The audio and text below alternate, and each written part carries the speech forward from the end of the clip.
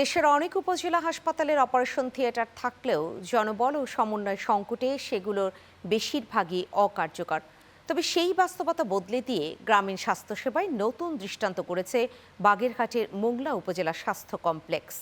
4 উপজেলার মানুষের জন্য এটি এখন নির্ভরযোগ্য অস্ত্রোপচার কেন্দ্র। ফিরোজের প্রতিবেদনে বিস্তারিত। একসময় সিজারিয়ান, অ্যাপেন্ডিসাইটিস কিংবা হার্নিয়ার মতো সাধারণ অস্ত্রোপচারের জন্য রোগীদের যেতে হতো জেলা বা বিভাগীয় শহরে। এতে বাড়ত খরচ ও ভোগান্তি। 2023 সালে বাগেরহাটের মোংলা উপজেলা স্বাস্থ্য কমপ্লেক্সে ওটি চালুর পর বদলে যায় সেই চিত্র। বর্তমানে এখানে নিয়মিত বিভিন্ন ধরনের অপারেশনও হচ্ছে।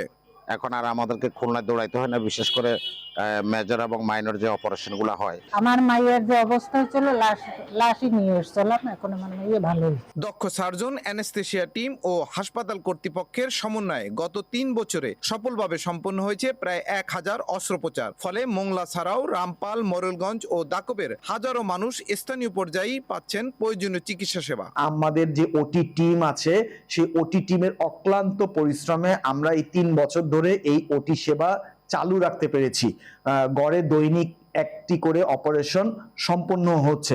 সংশ্লিষ্টরা বলছেন, অবকাঠামোর পাশাপাশি জনবলের কার্যকর ব্যবহার নিশ্চিত করা গেলে উপজেলা হাসপাতালগুলো হতে পারে মানসম্মত অস্ত্রোপচার সেবার কেন্দ্র। আর সেই সম্ভাবনার বাস্তব উদাহরণ হয়ে উঠেছে মোংলা উপজেলা স্বাস্থ্য কমপ্লেক্স।